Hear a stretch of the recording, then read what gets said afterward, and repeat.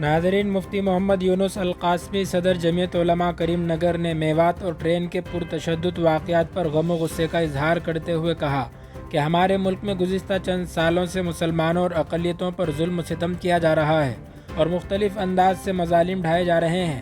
3 مہینے سے زائد منی پور میں قتل و خون کا بازار گرم ہے اور عیسائی برادری پر افسوسناک ظلم کیا جا رہا ہے۔ یہ حالات چل ہی رہے ہیں کہ ملک کے مختلف علاقوں فرقہ پرست ذہنیت رکھنے والے اور بی جے پی سے تعلق رکھنے والے حیوانیت کا کھیل کھیل رہے ہیں۔ اس کی تازہ مثال میوات میں ہونے والا قابل مذمت فرقہ وارانہ تشدد ہے۔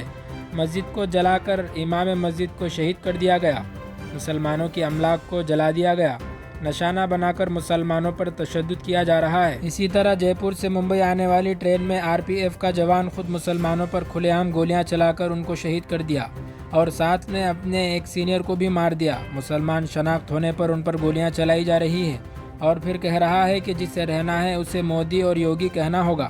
اس طرح کے واقعات جہاں تکلیف دہ ہیں وہیں ملک کی سالمیت کی بربادی کا ثبوت بھی ہے۔ گودی میڈیا کے ذریعے مسلمانوں کے خلاف لوگوں کے ذہنوں میں زہر بھر دیا گیا اور سیاسی لیڈروں کی غیر ذمہ دارانہ اور مفاد پرستانہ تقریروں نے بھی ان کے چیلوں کے حوصلے اتنے بلند کر دیے کہ وہ مسلمانوں کو مارنے قتل کرنے پر تلے ہوئے ہیں۔ اسی طرح وزیر اعظم کی غیر ذمہ داری برسر اقتدار حکومت کی مسلمان دشمنی نے ملک کے پرامن ماحول کو خراب کر دیا اور دلوں میں نفرت و عداوت کو پروان چڑھایا۔ حکومت کی اور بطور خاص وزیر اعظم کی ذمہ داری ہے کہ وہ فوری ان واقعات پر ناراضگی کا اظہار کرے اور ظالموں کے خلاف سخت سے سخت کارروائی کے اقدامات کرے۔